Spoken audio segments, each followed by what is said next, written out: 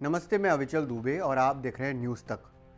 उत्तराखंड में जो तबाही आई है, उत्तराखंड में जो आपदा देखने को मिल रही है, उसके पीछे क्या घटनाक्रम है पूरा, वो आप इस वीडियो के ज़रिए जान पाएंगे।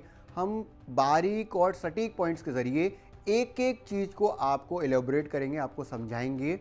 उत्तराखंड का चमोली जिला और चमोली जिले में रेणी गांव और उसके आसपास का इलाका, यही है ऋषि गंगा नदी।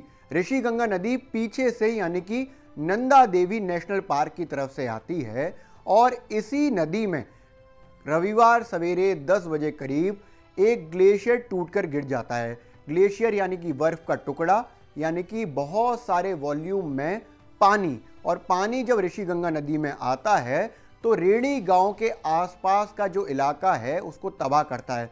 अब ऋषि गंगा नदी के आसपास के इलाके में क्या था?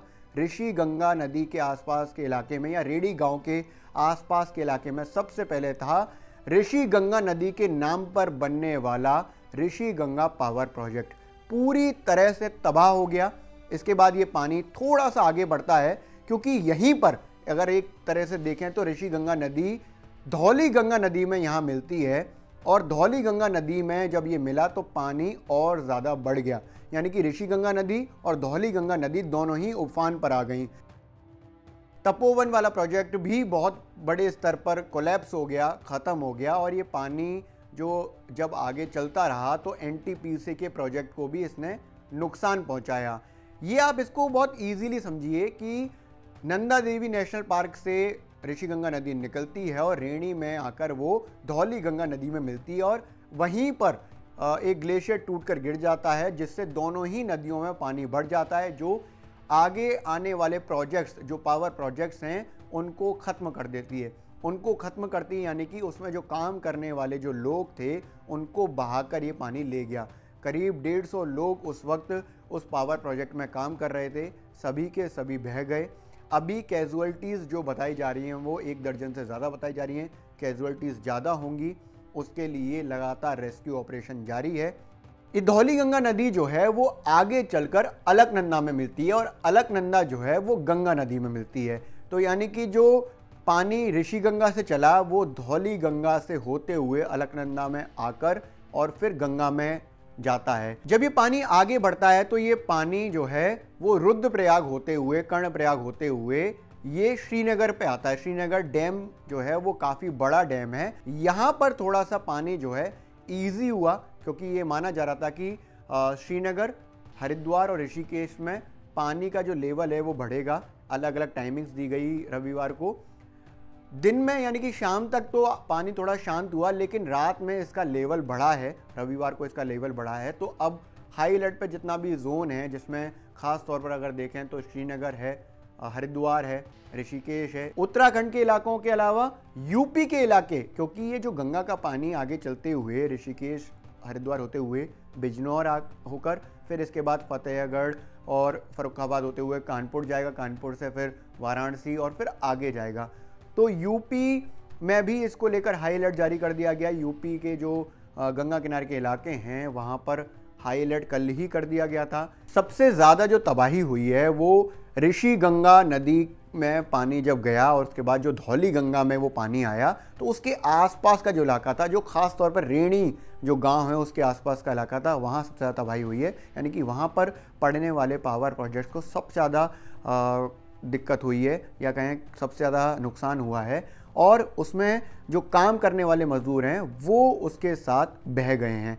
अभी तक करीब 153 लोग मिसिंग हैं। 153 जो मजदूर हैं वो मिसिंग हैं। ये MH यानी कि मिनिस्ट्री ऑफ होम अफेयर्स ने, गृह मंत्रालय ने आंकड़ा जारी किया है। पहले पावर प्रोजेक्ट यानी कि जो ऋषि गंगा पावर प्रोजेक्ट है उसमें से 32 लोग मिसिंग हैं। इसके अलावा दूसरे पावर प्रोजेक्ट यानी कि तपोवन वाला जो NTPC प्रोजेक्ट है उसमें से 121 लोग मिसिंग हैं। कैजुअल्टीज़ बहुत ज़्यादा होने की आशंका है, क्योंकि इतने ज़्यादा लोग जब बह गए हैं और अब वो नहीं मिल रहे हैं तो कैजुअल्टीज़ ज़्यादा होंगी, ये साफ तौर पर बताया जा रहा है। लेकिन इसके साथ एक बड़ी चुनौती जो सामने आ रही है वो आ रही है रेस्क्यू ऑपरेशन को लेकर।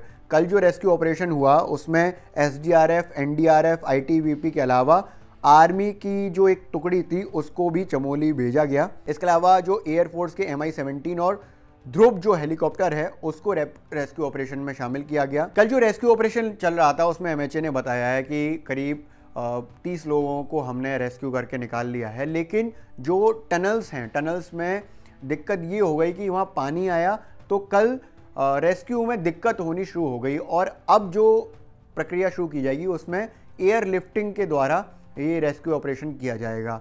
तो जो दिक्कत आ रही है वो सबसे बड़ी यही आ रही है कि पानी जो मूव हुआ है टनल्स की तरफ भी गया है, इस वजह से सबसे ज़्यादा रेस्क्यू में दिक्कत आ रही है।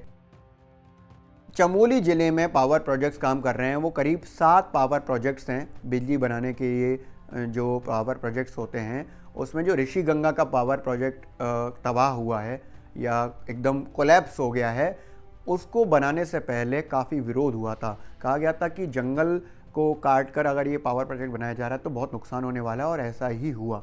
तो ये एक बड़ी जो बात सामने आ रही है कि ऋषि गंगा का जो पावर प्रोजेक्ट है जो अपने आप में अलग था, क्योंकि इसमें डैम बनाकर पानी टरबाइन पर नहीं डाला जा रहा था, इसमें डायरेक्ट ही जो वाटर फ्लो था उसका प्रयोग करके डायरेक्ट टरबाइन पर डालकर बिजली बनाने का काम किया जाना था और इसको अभी विस्तार देने का, इसको बड़ा करने का काम अभी जारी था, जिसमें मजदूर काम कर रहे थे और वही मजदूर बह गए। अभी हमें ये देखना है कि जो गंगा किनारे के इलाके हैं वहाँ पर जल स्तर कितना ज़्यादा है। लगातार हाईलाइट पर टीमें रखी गई हैं और कितना नुकसान मानवीय स्तर पर इस पूरी आपदा की वजह से हुआ है, ये अभी देखने वाली बात होगी। क्योंकि लोग बह गए हैं, मिसिंग हैं, तो उनको मिलना एक बड़ी चुनौती के रूप में देखा जा रहा है। लगातार काम जारी है, लेकिन अगर देखा जाए तो हम एक बार फिर इस बहस में आ गए हैं कि कुदरत से छेड़खानी हमें कितनी नुकसानदेह होती है, ये हमें फिर देखने को मिल रहा है। क्योंकि इसका एक बड़ा कारण यही है कि जब ऋषि गंगा प्रोजेक्ट बनाया जा रहा था या फिर जो और प्रोजेक्ट चमोली ज़िले में बनाए जा रहे हैं वहाँ पर काफ़ी विरोध होता है जब इस तरह के पावर प्रोजेक्ट्स जंगल काट कर बनाए जाते हैं।